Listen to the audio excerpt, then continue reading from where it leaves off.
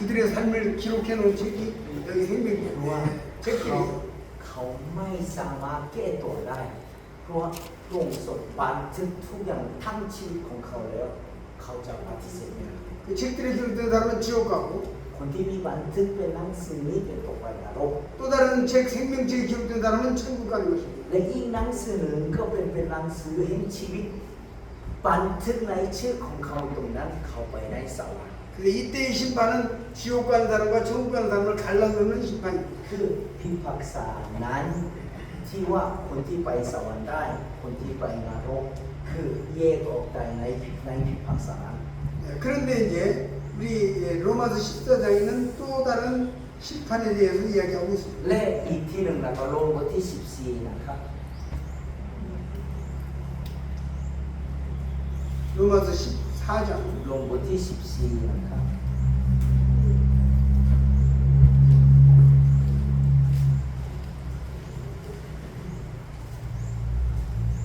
อีกพิพากษาหนึ่งนะครับ 14장 9절 ข้อ9นะครับลงบทที่14ข้อ9นะครับ เพราะเหตุนี้เองพระคริสต์จึงได้ทรงสิ้นพระชนม์และได้คืนพระชนม์อีกเพื่อจะได้เป็นองค์พระเจ้าของคนเป็นและคนตายและคนเป็น 9절에 보면은 이제 이것을 위하여 그리스도께서 죽었다가 다시 살으셨으니 죽은 자와 산 자의 주가 되려 하심이라고 합니다. คือว่าที่นี่บอกว่าคนที่ตายกับคนที่พระองค์ทรงเป็นองค์พระผู้เป็นเจ้าทั้งคนตายและคนประชมอยู่ด้วย 이 죽은 자는 이제 멸망의 지옥에 가는 것입니다. คนตายนั้นเขาตกไปนรกพวกที่ตกไปนรก 그러나 이 산 자는 영생을 얻은 것입니다. คนประชมอยู่นี้เขาได้มีชีวิตแล้ว 그 다음에 이제 산 자에 대해서 10절에 또 설명하고 있습니다. แล้วคนที่10เอานะครับ 한번 읽어보시죠. ช่วยอ่านหน่อยนะครับแต่ แต่ตัวท่านเล่าเหตุไฉนท่านจึงกล่าวโทษพี่น้องของท่านหรือท่านเป็นผู้เป็นอีกฝ่ายหนึ่งเหตุไฉนท่านจึงดูหมิ่นพี่น้องของท่านเพราะว่าเราทุกคนต้องยืนต่อหน้าบัลลังก์พิพากษาของพระเจ้า 그 형제를 판단하고 업신여기는 사람에 대해서 말씀하시고 있습니다. คนที่กล่าวโทษพี่น้องนะครับ 이 사람에 대해서 이제 여기 보니까 심판자 앞에 선다 그랬어요. เขาจะต่อหน้าพระบัลลังก์พิพากษาของพระองค์นะครับเขายืนอยู่ต่อหน้าพระบัลลังก์ของพระองค์พิพากษา 그냥 우리 구원받은 사람도 하나님 앞에 가서 하나님 앞에서 나의 구원받은 이후에 나의 삶을 결산하는 거예요. คือว่าคนที่ได้รับความโปรดนั้นต่อหน้าต้องไปต่อหน้าพระบัลลังก์ของพระองค์และพิสูจน์กันในการดำเนินชีวิตที่ดีหรือไม่ก็ดีนะครับ 그러니까 우리가 정말 두려움과 떨림으로 살아야 하는 것입니다. เพราะฉะนั้นเราต้องเกรงกลัวพระเจ้าการดำเนินชีวิตของเราเกรงกลัวพระเจ้าและรับใช้พระองค์ 빌리포스 2장 12절에서는 두렵고 떨림으로 구원을 이루라 그랬어요. ให้สำแดงในเกรงกลัวพระเจ้านะครับ 우리 구원받은 사람들이 하나님 앞에 두렵고 떨리는 것은 내가 세상에 산 것을 하나님 앞에다 결산해야 되기 때문에 ทำไมเราเกรงกลัวพระเจ้านะครับเพราะว่าวันที่พบกับพระบัลลังก์ของพระองค์นั้นคำนวณอยู่ก็นับดูชีวิตของเขาคุ้มค่าถึงแค่ไหน 물론 이 일에 대해서 저는 이 땅에 살면서 내가 하나님 앞에 이웃 아까 그 회개 두 번째 회개 이렇게 하면서 반성하는 그런 것들을 해야 된다고 했어요. คือว่าเราน้ำจากใจเราความรู้แล้วเราก็ต้องสารภาพกับพระเจ้าครับ 그렇게 반성하고 회개한 것을 또 하나님 앞에 천국에 가서 책망받는다 그렇게 생각하지 않습니다. คือว่าเราจะเวลาไปสวรรค์แล้วเราจะกล่าวโทษอีกครั้งนึงไม่ใช่ไม่มีในสวรรค์ครับ 군만 성도가 뉘우치지 않고 함부로 살았을 때 주님 앞에서 책망을 받는다 이 말이에요. คือว่าคนที่ได้รับความรู้แล้วตามใจตัวเองและไม่ได้ทำของพระองค์ก็ต้องกล่าวโทษด้วย 여기 하나님의 심판대 앞에 선다 그랬죠. เขายืนอยู่ต่อหน้าพระบัลลังก์ของพระองค์นะครับ 그 다음에 11절 한번 보시죠. ข้อที่11นะครับ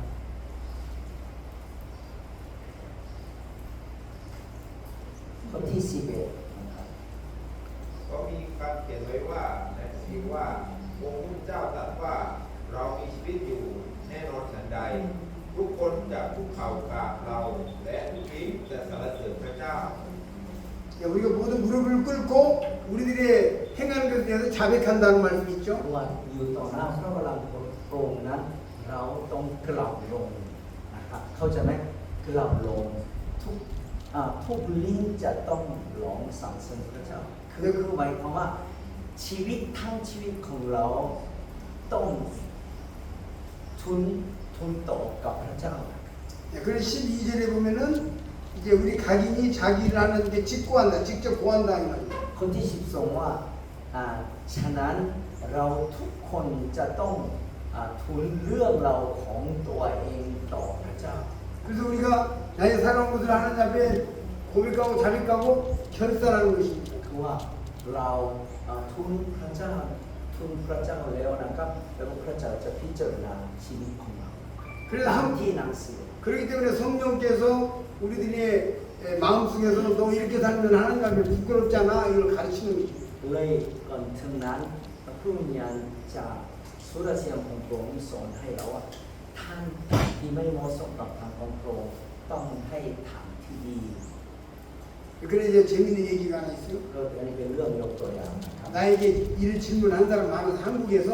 제가 복음을 전할 때 질문하는 사람들이 많이 ก็ 있었어요. มีคนหนึ่งที่เมื่อข้าพเจ้าบอกกล่าวแล้วก็มีคำถามนะครับ 어떤 아저씨가 저에게 말했어요. มีรุ่นคนหนึ่งจะบอกว่า 예수님이 과거와 현재와 미래의 죄를 다 용서하셨죠. ก็คือว่าความรักของท่านอภัยโทษตั้งแต่อดีตและปัจจุบันและอนาคตด้วย 자, 그러면 이제 그걸 믿기만 하면 구원 받죠. ถ้าเราเชื่อตรงนั้นจะได้รับความรอดใช่ไหม 그런데 그렇다고 그랬어요. ใช่ 이제 알았습니다 그랬어요. เราก็จะเข้าใจแล้ว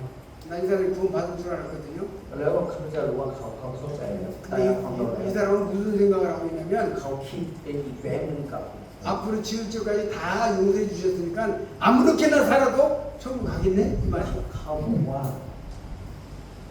เขาเข้าใจว่าเราความรักที่อภัยโทษแล้วตั้งแต่อดีตและปัจจุบันอนาคตแล้วต่อไปตามใจตัวเอง 그냥 마음대로 살고 아무렇게나 살아도 지구 안 가겠구만요. ถ้าทำยังไงก็ได้อะไรก็ทำที่อะไรสิ่งที่ดีหรือไม่ก็แล้วแต่เราไปสวรรค์ใดแน่นอนเขาคิดเป็นอย่างนี้ 제가 뭐라고 대답했겠습니까? เขาคิดเป็นอย่างนั้นแล้วตอบให้กับเขาว่าอะไร 맞다 그랬어요. เราบอกว่าใช่ 그런데 แต่ 정말 깨달은 사람은 คนที่ได้รับแท้ 그렇게 말하지도 않고 물어보지도 않는다. ไม่ได้คำถามเป็นแบบนี้ 나를 영원한 지옥에서 건져주신 그 은혜를 깨달은 사람이 아무렇게나 살자 이런 사람 없다. คือว่าคนที่ได้รับจริงๆนั้นเขาวิเคราะห์ก็ยิ่งใหญ่เลยไม่มีใครที่คำถามเรื่องนี้ 아무도 그렇게 말하지 않습니다. ไม่มีใครจะคำถามนี้ 예, 이론상으로는 아무렇게나 살아도 지옥 가겠네 이렇게 말할 수 있어요. คือว่าเมื่อเราจะใช้สมองนั้น พระเจ้านับรองให้ทุกอย่างที่อภัยโทษแล้วนะครับเพราะฉะนั้นต่อไปนี้ทำอะไรก็ได้ทำผิดด้วยอะไรก็ได้เราไปสวรรค์ใดแน่นอนอาจจะคิดเป็นแบบนั้น 이론상으로는 그런데 실제로는 그런 일이 일어나지 않습니다. แท้จริงคนที่ได้รับจริงๆนั้นไม่ได้ตามตรงนั้น 왜냐하면 은혜를 깨달은 것이기 때문에 เพราะว่าอะไรครับเขาเข้าใจพระคุณ 영원히 꺼지지 않는 멸망의 지옥에 갈 것인데 가지 않게 해주신 은혜를 깨달은 거기 때문에 เราควรจะเป็นบุญภัยนรกที่ไม่มีการวันรับแล้วเราพ้นจากที่นั้นแล้ว 정말 깨달은 사람은 은혜를 갚고 싶은 마음이 일어나는 거죠. คนที่ได้รับจริงๆนั้นเขาต้องมีทุนต่อพระคุณของพระเจ้า 마음대로 살자 그것은 아닙니다. ไม่ใช่ตามใจเรานี่เป็นไปไม่ได้ 그래서 우리 구원받은 그리스도인들은 이게 주님 앞에 저를 뉘우치고 반성하는 삶을 살아서 하나님 앞에 심판을 받을 때에 부끄럽지 않아야 합니다. เลยคนที่ได้รับของเรานั้นพยายามต่อสู้และเมื่อถึงพิพากษาพระบัลลังก์ของพระองค์นั้นชมนะครับไม่ได้เป็นกล่าวโทษ 이 질문에 대해서 정리해서 말씀드리겠습니다. สรุปแล้วว่า 성경에는 구원받지 못한 죄인들이 받는 심판대가 있고 ในพระคำนี้พิพากษาพระบัลลังก์ของพระองค์นั้นคนที่ยังไม่เชื่อ 그들은 심판받고 지옥에 가는 것입니다. เขาพิพากษาพิสุการแล้วก็ตกไปนรก 우리 구원받은 성도들이 하나님 앞에서 받는 심판대가 있습니다. แต่คนที่ได้รับความโปรดแล้วเขาก็ต้องยืนมือต่อหน้าพระบรมคงโปรด 거기서는 굉장한 상급이 주어지거나 부끄러움을 당하는 일이 일어날 것입니다. ในวันนั้นหนึ่งคือเขามีบางเน็ตหรือมีความลายสองอย่าง 도움이 되셨습니까? เข้าใจหรือยังคุณแม่นะครับ อ๋อมีเข้าใจอยู่นิดเดียวนะคะก็พระธรรมโรมนี่นะคะ อ่า บทที่ 14 ข้อ 17 นะคะ เพราะว่าอาณาจักรของพระเจ้าหรือแผ่นดินของพระเจ้า นั้นไม่ใช่การกินและการดื่มแต่เป็นความชอบธรรมและสันติสุขและความชื่นชมยินดีในพระวิญญาณบริสุทธิ์นี่นะคะอยากกับว่าหมายความว่าไม่ให้กินไม่ให้ดื่มนี่หมายความว่ายังไงนะคะ ในเมื่อเรามียังมีชีวิตไม่ให้เราดื่มสุราหรืออย่าดื่มเหล้าองุ่นหรือยังไงหรือว่าในสวรรค์เราไม่มีเครื่องดื่มเครื่องกินยังไงตรงนี้นะคะยังงงอยู่ค่ะ คือว่าอยู่ในบนสวรรค์ใช่ไหมครับ ใช่ค่ะอยู่ในสวรรค์เพราะว่าในสวรรค์ก็บอกว่าความชอบธรรมสันติสุขและพระวิญญาณบริสุทธิ์นะคะแต่ตอนแรกบอกว่าไม่มีการดื่มการกินการดื่มนี่ค่ะตรงนี้ยังงงอยู่หมายความว่าบนสวรรค์เราจะไม่ได้กินอะไรเลยใช่ไหมคะ 천국에 대해서 ไม่งงตรงนี้เลยค่ะ 오케이, 그렇죠. 로마 13, 17절에 로마 13, 17절에 하나님의 나라를 먹고 마시는 것이 아니요 오직 성령 안에서 해라리라. 그래서 거기서는 천국에서는 먹지도 않고 마시지도 않고 즐기는 것도 없느냐 이런 거. 이 말씀의 뜻은 그런 뜻이 아니에요. 그 광마인이 미래배잖아. 이 말씀은 이 땅에서 구원받은 하나님의 자녀가 먹고 마시고 즐기는 그 자취만 가지고 그런 것만 추구하는 사람은 하나님의 나라의 뜻에 합당하게 사는 게 아니다. คือนี่ผมหมายว่านะครับคือคนที่ได้รับความรอดนะครับไม่ได้เป็นเป้าหมายที่อะไรดื่มอะไรกินนะครับ 그러면 우리 예수 믿는 사람들은 다 금식하고 아무것도 안 먹고 죽어야 되냐? ถ้าอย่างนั้นคนที่ได้รับความรอดนั้นไม่ได้แต่อย่างนั้นอดอาหารตลอดอีกไม่น่าจะตาย 그럼 이제 이게 뭐냐? ทางนั้นผมหมายว่าอะไร 우리가 먹어도 하나님을 위해서 먹고 แม้เรากินก็เพื่อพระเจ้า 살아도 하나님을 위해서 แม้ 살고 เราอะไรก็เพื่อพระเจ้า 죽어도 하나님을 위해서 แม้เรา 죽고 ตายก็เพื่อพระเจ้า 그 목적을 이걸 이야기하는 거예요. คือเป็นเป้าหมายชีวิตของเรา 천국에 가서도 먹는 게 있어요. 생명나무 실과도 먹고 คือว่าเราไปสวรรค์ใดก็มีผลไม้ที่ชีวิตนิรันดร์ 그래 이 말씀은 그런 뜻이 아니고 바로 이 땅에서 먹는 게 우선이냐 아니면은 하나님의 나라를 위해서 사는 게 우선이냐 하나님의 나라를 위해서 우리는 먹고 마시는 것을 해야 된다. คือนี่ผมหมายว่าเพื่อให้ไม่ได้บนสวรรค์นะครับเพื่อให้ปัจจุบันนี้เราเพื่อพระเจ้าหรือเพื่อคงตนแค่นั้น 조금 참고로 말씀드리면 한국에서 구원 받았다고 하는데 또 구원 받았는데 주님을 위해서 사는 것은 조금 적당히 하고 아주 세상에 먹고 마시고 즐기 이런 데만 푹 빠진 사람들이 있어요. คือมีเพื่อ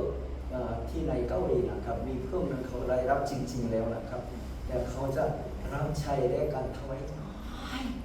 그런 แต่ 사람들이 เขานี่ออกไปที่ไปเที่ยวนั่งเครื่องบิน VIP 그러면 이제 그런 사람들이 왜 일어나는가? แต่ทำไมเขาขึ้นในชีวิตของเขา 이 사탄 마귀는 구원받은 사람들을 자꾸 꼬아서 처음에는 사탄 마귀가 하나님을 믿지 못하도록 막 합니다. อย่างแรกนะครับคือครั้งแรกก็ให้มนุษย์ที่ไม่สามารถเชื่อเขาเป็นปิดตรงนี้ 근데 사탄이 방해를 뿌리치고 이제 구원받았어요. เขาจะแยกออกจากมารซาตานแล้วได้รับเชื่อแล้ว 그다음부터는 이제 하나님을 사랑하지 않고 계속 육신적으로 살게 또 사탄이 역사합니다. เขาเนี่ยยั่วยวนว่า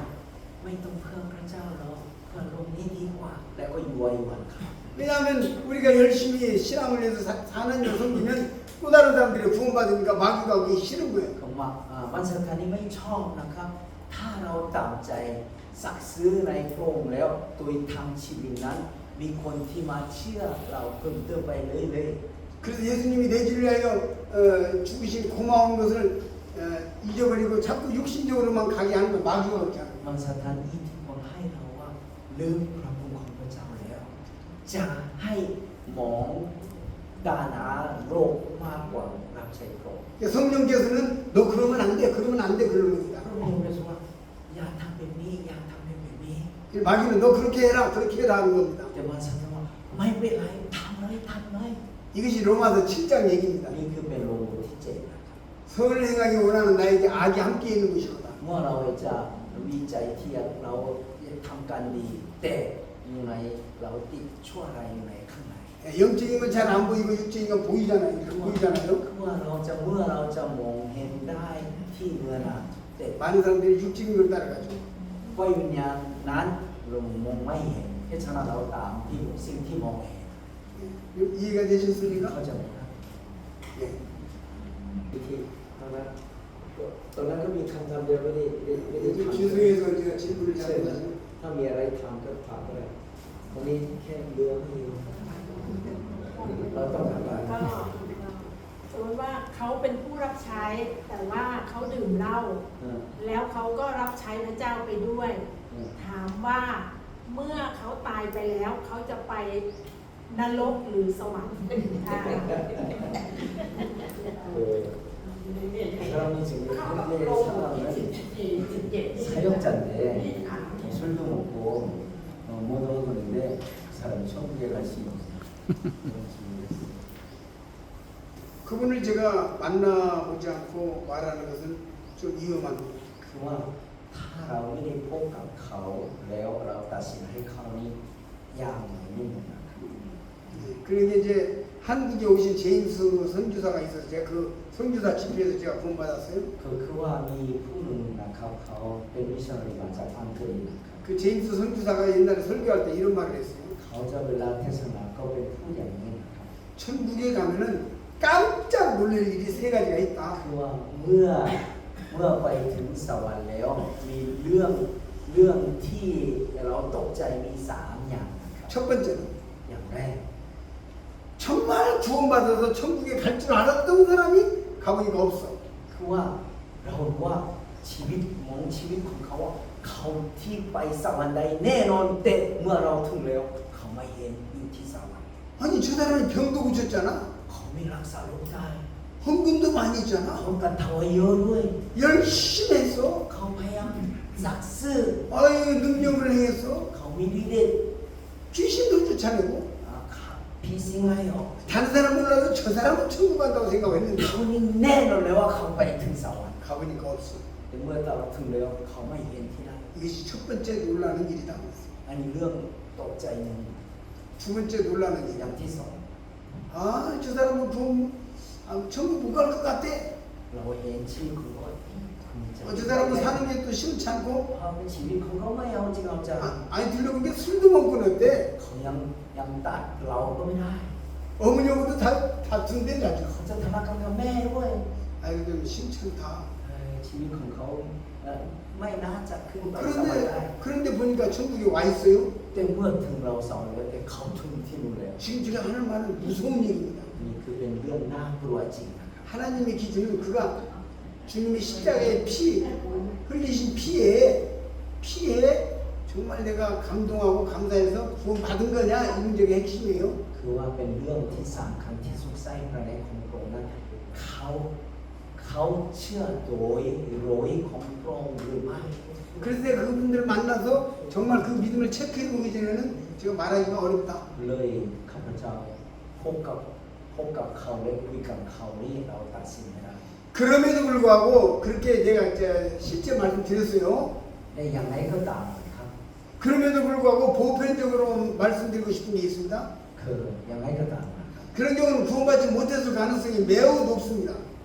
คือว่าอันนี้เป็นความคิดนะครับว่าถ้าเป็นอย่างนั้นเขาอาจจะไม่ได้รับความรอด 제가 그 구원받은 지 55년 됐는데 ข้าพเจ้าได้รับเชื่อมา55 ปีแล้วนะครับ 저 천국에 갈 것도 없이 이 땅에서도 그걸 경험했어. ข้าพเจ้าไม่เคยไปถึงสวรรค์แต่ว่าเรามีประสบการณ์ใน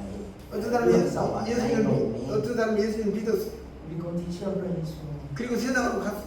เขาจะเล่าจากทางห้องโปร่ง 처음에는 잘 섬겼어요. เขาครั้งแรกที่เป็นเอาจริงเอาจัง 주님을 사랑했다고. เขารักพระเจ้า 그 세상으로 갔어. แล้วเขาจะไปโลกแล้ว 술 취구가 됐어. เขาจะเป็น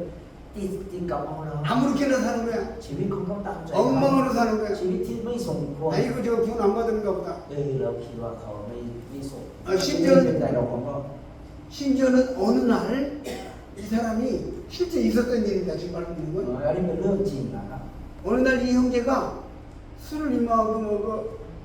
이렇게 간 거예요. เขาก็ติดเมาแล้วก็เป็นอย่างเงี้ย 이 사람은 길거리에 술 먹고 이렇게 누워 있기도 했어요. ย 여러 อม 번. ที่เขาติดเมาแล้วก็นอนที่ถนน 여기 저 구원 안 받은 것 같아. หลายคนที่ชี้ให้เขาว่าคนนี้ไม่ได้รับความรัก 구원 받은 사람이 어떻게 저럴 수가 있어? ที่เป็นคริสเตียนแล้วจะรักษาเป็นคริสยังไง 하는 사람들 그렇게 생각했어요. หลายคนที่คิดเป็นตัด 근데 สิน 어느 ใจ 날 술 먹고 이렇게 가고 있는데 사람들이 모여 있는 거예요. 사람들이 모여 있다고. คือว่าวันหนึ่งที่เขากินเหล้าแล้วมีคนหลายคนร่วมที่นั่นแล้ว 그래서 정신이 흐릿한 상태에서 뭔 일이야? 하고 이렇게 들여다보고 แล้ว 있었어요. เขาติดเมาเราแล้วจะเรื่องอะไร 근데 귀신 들린 무당이 무당 구슬하고 있었어요. ก็ตอนนั้นที่เป็นมีเขาเรียกว่าหมอผีเกาหลีนะครับเขาก็เป็นพิธีเขาอยู่เป็นที่พิธีเขาอยู่ 그래서 술김에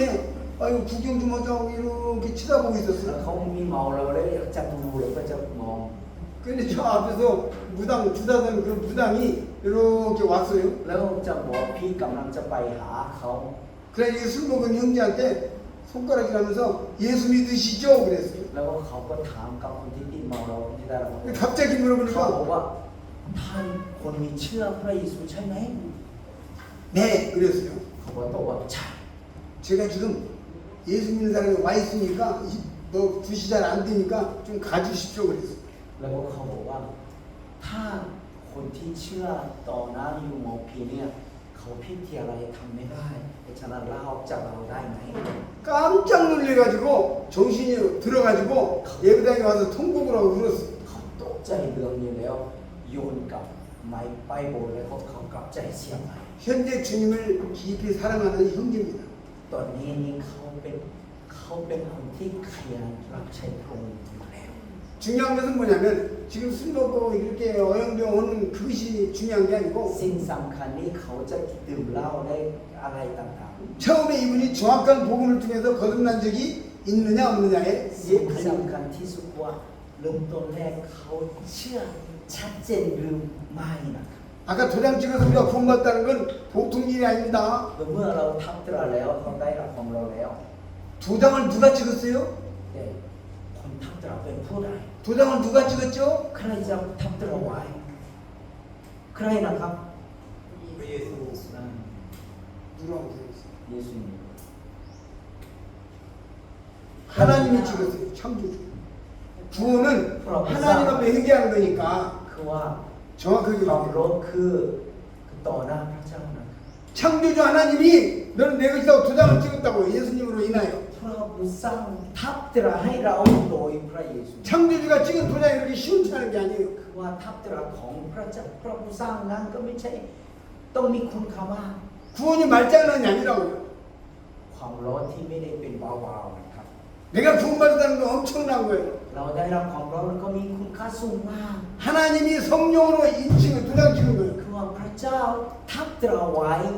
พระวิญญาณ 사탄 마귀에 의해서 참 이상한 길로 갈 수 있어요. 성도가. แท้จริงคือบางครั้งที่คนที่ได้รับความร้อนเป็นถ้ามีการชนแท้นะครับอาจจะลงทางไปได้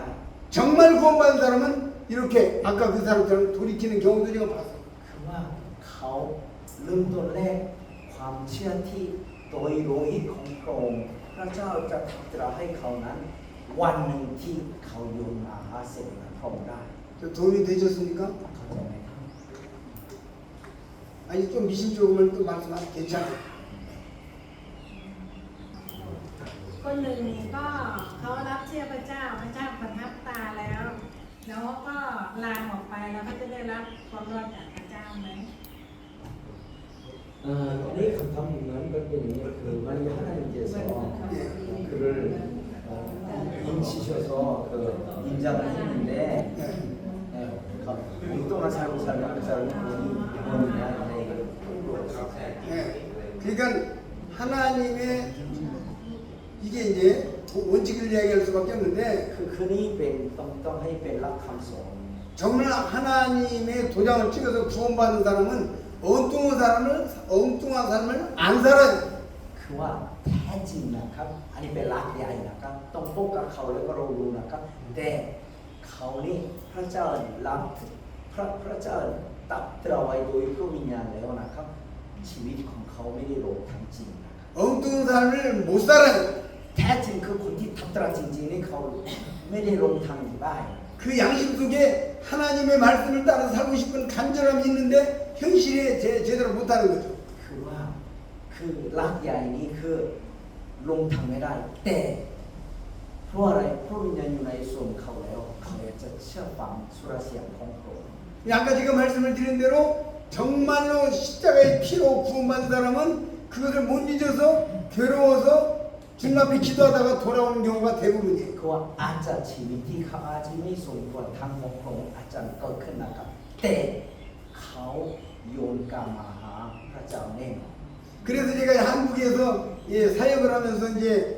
본 경험이 있어요. ทีนี้เป็นประสบการณ์ที่เกาหลีนะครับ 어떤 구원받은 사람이 이제 막 삽니다. มีใครที่ได้รับความรอดก็ชีวิตที่ตามใจเขา 세상에 가서 함부로 살아요. เขาจะติดโลกมาก 그럼 찾아가가지고 이제 เอ 물어봅니다. อไปหาเขาว่าถามเขาว่า 주님 앞에 예수님이 십자가에서 너를 위해서 죽었는데 너 하나님 앞에 돌아가지 않겠는가? แล้วบอกเขาว่าพระเยซู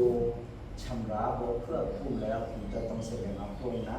구원받은 사람의 경우는 아니 내가 돌아가야 되는데 참 현실에 먹고 살기 힘들어서 잘 못하고 있습니다. แท้จริงคนที่ได้รับความรอดแท้จริงนี้เขาตอบว่าใช่ครับก็ไม่ว่าเราอยากคนมีองค์เออยู่นะครับอยากจะพยายามกลับไป 아, 예수님이 나를 위해 죽은 거 생각하면 내가 늘 마음이 คือ 죄송하죠. ว่าเกรงใจพระเจ้ามากเพราะว่าพระเยซูยอมสู้สิ่งประสงค์เพื่อเรา 이런 경우는 이제 구원받았을 가능성이 매우 높은 거죠. คือถ้ามีคำตอบคนนั้นเนี่ยอาจจะคือก็ได้รับความรอดนะครับ 근데 어떤 사람은 아니, 찾아오지 마라. 아니, 별로 만나고 싶지 않아. 냉정하게 얘기하는 사람도 있어요. แล้วมีคนหนึ่งจะตอบเหมือนที่เราเสนอให้เขาว่าต่อไปท่านไม่ต้องมาหา 자기 잘못을 깨닫지도 않아요. เขาไม่ได้กลับใจ 이 사람은 성령이 없는 것 같다 이렇게 생각을 คือ 합니다. ว่าเรา 우리가 คิดไป 분별해요. แล้วว่าอาจจะไม่ได้100%นะครับแต่เขาไม่มีพระวิญญาณ 성령이 계시면 너 이렇게 살아서는 안 되는 걸 가르친다니까요. คือว่าถ้าเรามีพระวิญญาณแล้วนะครับเขาสามารถจะพิจารณา 우리나라의 찬송가에 성령이 스승 되셔서 참도를 가르친다는 찬송가가 있어요. ที่เป็นโรงเพลงคริสเตียนเกาหลีนะครับพระวิญญาณเป็นอาจารย์สอนเราและนำทางที่ถูกต้อง 결국은 우리 안에 성령님께서 계신 거냐 이 문제가 있는 거예요. คือว่าสิ่งสำคัญที่พระวิญญาณอยู่ในเราไหมหรือเราหรือไม่นะครับต้องเกี่ยวกับจุดนี้ 하나님이 그를 성령으로 인도하시고 있습니다. พระวิญญาณนำให้ชีวิตของคนที่ได้รับความรอด 예. ใช่มีไหมครับมีคำถามไหมครับครับ ครับ มีคำถาม ขอบพระคุณพระบิดาเจ้าครับคือผมมีสิ่งหนึ่งที่อยากจะฝากให้พี่น้องซึ่งเป็นผู้รับใช้ทุกคนนะครับ ในพระธรรมมัทธิวบทที่ 28 ข้อ 20 สั่งให้พวกเราทุกคนที่เป็นผู้รับใช้เนี่ยสอนธรรมิกชนหรือผู้เชื่อที่อยู่ในใต้บังคับบัญชาของพวกเราทุกคนเนี่ยให้เขาถือรักษาสิ่งสารพัดซึ่งเราได้สั่งพวกเจ้าไว้ นี่แหละเราจะอยู่กับเจ้าทั้งหลายเป็นผู้รับใช้ร่วมกันกับพี่น้องที่ทุกคนจะขอปฏิบัติตามนี้ในมัทธิว 28 ข้อ 20 นี่ครับท่านสั่งไว้ แล้วท่านบอกว่าท่านจะอยู่กับพวกเราจนกว่าจะสิ้นยุคคำว่าสิ่งสารพัดเนี่ยขอบอกให้พี่น้องได้ทราบที่เป็นผู้รับใช้นะครับ สิ่งสารพัดจะปรากฏอยู่ในพระคริสตธรรมคัมภีร์ภาคสัญญาใหม่นะครับ 27 เล่ม สิ่งสารพัดมีทั้งหมด นับไปถ้วนแต่สิ่งสารพัดที่เราจะบอกพี่น้องที่เป็นคริสเตียนที่เป็นผู้รับใช้ในที่นี้นั่นก็คือโรมบทที่12ข้อ9ถึงข้อ21หลักเกณฑ์การประพฤติปฏิบัติของผู้เชื่อในพื้นโลกนะครับหลักการดำเนินชีวิตของคริสเตียนมีอยู่13ข้อสิ่งนี้พวกเราควรจะไปสอนเขาให้ถือรักษานะครับที่เป็นผู้รับใช้เนี่ยจำไว้ให้ดีโรมบทที่12ข้อ9ถึงข้อ21นะครับอันนี้พี่น้องเป็นผู้รับใช้จะต้องไปสอนเขาให้ถือรักษาไว้เพราะเป็นหลักปฏิบัติของคริสเตียนที่ดำเนินอยู่บนโลกนี้นะครับผมจะบอกง่ายๆเลย13ข้อที่เรียกว่าเป็นหลักเกณฑ์การดำเนินชีวิตของคริสเตียนบนแผ่นดินโลกอย่างที่เรายังไม่ตายเราจะต้องประทำยังไงเราให้สอนถือรักษาให้พวกเขาได้ถือรักษาตามนี้นะครับ คือ ผมจะไปสอนเขาให้ถือรักษาตามนี้ มันเยอะเกินไป ทีนี้ไม่ใช่ต้องฟังให้ดีนะครับอย่าเพิ่งมาโต้เถียงผมจะบอกให้ฟังเพราะการดำเนินชีวิตของคริสเตียนบนโลกทำยังไงบ้างอันนี้นะครับข้อที่1โรมบทที่2ข้อ9ถึงข้อ21นะครับข้อที่1บอกว่าจงรักด้วยใจจริงจงเกลียดชังสิ่งที่ชั่วจงรักกันฉันพี่น้องนี่คือข้อ9นะครับข้อ10จงรักกันฉันพี่น้องส่วนการให้เกียรติกันและกันต้องถือเป็นที่ตัวนะครับที่ข้อ10ข้อ11อย่าอ่อนละอาแต่จงมีจิตใจกระตือรือร้นด้วยปัญญาจงปฏิบัติองค์พระผู้เป็นเจ้าข้อ12จงชื่นชมยินดีในความหวังจงอดทนต่อความยากลำบาก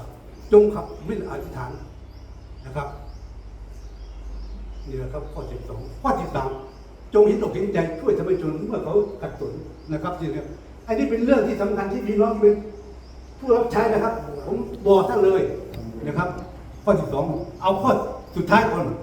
สุดท้ายเลยข้อ21อย่าให้ความชั่วชนะเราได้แต่จงละความชั่วด้วยความดีผมเอาข้อสุดท้ายมาดังนั้นความชั่วเราจะมาชนะเราไม่ได้เราจะต้องชนะความชั่วด้วยความดีนะครับผมเอาข้อ9ไปถึงข้อ21ผมว่าข้อ21สุดท้ายพอหวังว่าพี่น้องที่เป็นผู้รับใช้จะต้องไปสอนเขาให้ถือรักษาสิ่งนี้นะครับที่ท่านพูดกันอยู่มาเนี่ยมันอยู่ตรงนี้เองนะครับถ้าเราไม่ไปบอกไปสอนเขาก็จะบาปตายไม่ทำนี่นะครับรู้อะไรเป็นความดีไม่ทำก็บาปนี่นะครับยากอบบทที่4ข้อ17รู้อะไรเป็นความดีและไม่ทำคนนั้นก็มีบาปผมก็บอกว่าท่านพี่น้องรู้เลยนะว่าผมบอกท่านแล้วถ้าท่านไม่ทำท่านก็จะบาปแต่ท่านไปทำตามนี้ท่านก็จะรับพรพระเจ้าจะยินดีต้อนรับท่านกราบขอบคุณครับแค่นี้นะครับให้พี่น้อง 도와주시기를 그래서 22절 이거를 해야 되는 것을 우리가 해야 돼요. 설명을 조금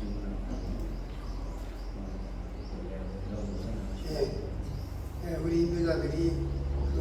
먼저 앞서서 하나님의 복음을 증거하고 또 하나님을 섬기는 일에 대해서 충분히 모범을 보이고 나아가야 할 필요가 있습니다. แท้จริงคือผู้นำในคริสตจักรของพระเจ้านะครับต้องมีแบบอย่างที่ดีให้ในพระเยซูนะครับแล้วก็ปฏิบัติตามหลายอย่างด้วยนะครับ 네, 좋은 말씀해 주셨습니다. ขอบคุณที่จะทำจะบอกกับเรานะครับ 무엇보다도 이제 우리가 하나님의 은혜를 입은 자로서 지옥에서 건진받은 자로서 정말 그 은혜를 깨닫고 나아갈 때 뒤따라가는 사람들이 아 그렇구나 하고 또 따라가게 됩니다. เมื่อเราเชื่อเราแล้วนะครับเราได้รับความรู้แล้วเราก็เป็นแบบอย่างที่ดีให้กับมือต่อไปนะครับอันนี้เป็นเรื่องที่สำคัญและก็เรื่องที่ยิ่งใหญ่ด้วยนะครับ 네, 아주 좋은 말씀해 주셨습니다. ขอบคุณครับ이제 손이 떨어졌을 때 다른 건가에 떨어졌을 잘안 돼요. ประมาณนี้นะครับขอบคุณพระเจ้านะครับขอบคุณทุกท่านด้วยนะครับว่าตั้งใจฟังนะครับแล้วก็มีอะไรคำถามแล้วก็มีอะไรสอนเรานะครับก็ขอบคุณพระเจ้าและขอบคุณพี่น้องด้วยนะครับเพราะว่ามีหน้าที่ของเราคือนี่คือว่าให้เราเป็นพื้นฐานที่แข็งแรงไม่ว่าเรา3 อย่างใช่ไหมครับต้องพื้นฐานที่แข็งแรงท ถ้าเทตัวมองหรือเทขาดอะไรที่ไม่สมบูรณ์เรียบร้อยแล้ว แม้ว่าเราไปก่อขึ้นอิงพังลงไปนะครับเพราะฉะนั้นสิ่งที่ประชุมนี้นะครับเพื่ออะไรเป็นพื้นฐานที่แข็งแรงแล้วก็เราก็สามารถก่อขึ้นยิ่งแข็งแรงดีนะครับก็ไม่คุ้มว่าเรามีเป้าหมายให้ที่ชัดเจนเรื่องนี้ก่อนนะครับคือเราอธิบายให้พี่น้องนะครับมีบางคำที่อาจจะคนเรารู้สึกว่าอาจจะไม่ดีอะไรนี้นะครับขออภัยด้วยนะครับแต่เราไม่ได้ตั้งใจอย่างนี้นะครับแล้วอีกอย่างนึงผมเป็นคนต่างชาติครับบางอย่างที่อาจจะพี่น้องเข้าใจอาจจะไม่เต็มก็ได้นะครับเพราะว่าผมก็ยังอายุไม่น้อยนะครับจะมากกว่านั้นก็มีแต่ว่าผมเรียนภาษาไทยตั้งแต่อายุ49นะครับขณะนี้ก็ผมขอบคุณพระเจ้าอยู่นะครับก็จะพยายามยังเรียนอยู่นะครับยังภาษาไทยเรียนมากขึ้นกว่าเดิมนะครับแต่ยังไงก็ตามนะครับถ้ามีอะไรที่คำศัพท์ที่ไม่สุภาพกับพี่น้องก็ขออภัยด้วยนะครับพยายามถ้ามีอะไรก็แจ้งให้ผมด้วยนะครับอยากจะพยายามปรับปรุงใหม่นะครับประมาณนี้นะครับและขอบคุณที่ต้อนรับทุกอย่างมีหลายเรื่องที่เสนอให้เราและสอนเรานี่เราก็รับทำใจรับเรื่องนี้นะครับแล้วก็อยากจะเสริมสร้างสิ่งกันและกันนี่เป้าหมายที่ของเราเป็นอย่างนี้ทุกคนพี่น้องทุกท่านนะครับขอบคุณนะครับเช่น 한국의 말씀이 아니면 있는 말을 같이 서로นะครับสรุปนะครับ 골로새 1장 ให้ 6절 โคโลซีนะครับบทที่ 1นะครับ 국경의 시간이 마칩니다. 골로새 1장 6절 보고 마치겠습니다. ให้โคโลซีบทที่ 1นะครับข้อ6นะครับโคโลซีบทที่ 1ข้อ6นะครับมันจะช่วยอะไรกันได้ไหม บทสีบทที่1ข้อ6